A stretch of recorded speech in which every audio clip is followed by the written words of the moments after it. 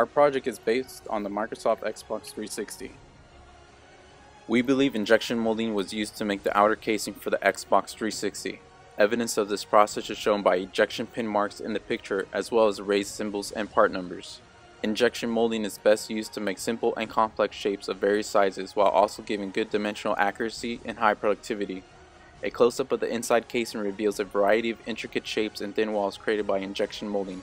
A process that could have been used instead would be casting because it is able to produce products with intricate shapes. However, the production rate is low compared to injection molding and wouldn't be able to keep up with the consumer demand. The internal threads inside the plastic casing was made by tapping, producing an internal thread. Metal enclosure of the Xbox 360 was most likely made from low carbon steel, which is most commonly used due to its low cost, good strength, and formability characteristics. The forming process of the enclosure was done by stamping, as stamping provides a wide variety of operations. Stamping can produce simple or complex shapes at a high production rate with a low labor cost. However, the tooling and the equipment costs can be high. An alternative process that could have been used would be die casting because it can achieve excellent dimensional accuracy as well as high production rate. However, the mold would be expensive and difficult to make. Hemming is evident where the sheet metal is folded over itself, which increases stiffness, improves appearance, and eliminates sharp edges. Punching is shown here to accommodate the power supply, USB ports, the hard drive, and video output ports. And riveting is shown to keep the enclosure together.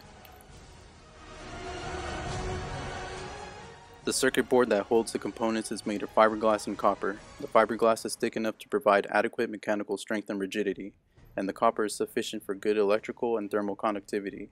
Reflow soldering is used to join surface mounting components to the circuit board. Solder paste, which is a mixture of soldered powder and flux, is printed to the surface of the circuit board where the mounting components will be soldered. The board is placed in a reflux oven and heated to over 200 degrees Celsius. The solder in the paste melts and then solidifies, providing good electrical connections and fixing the components securely.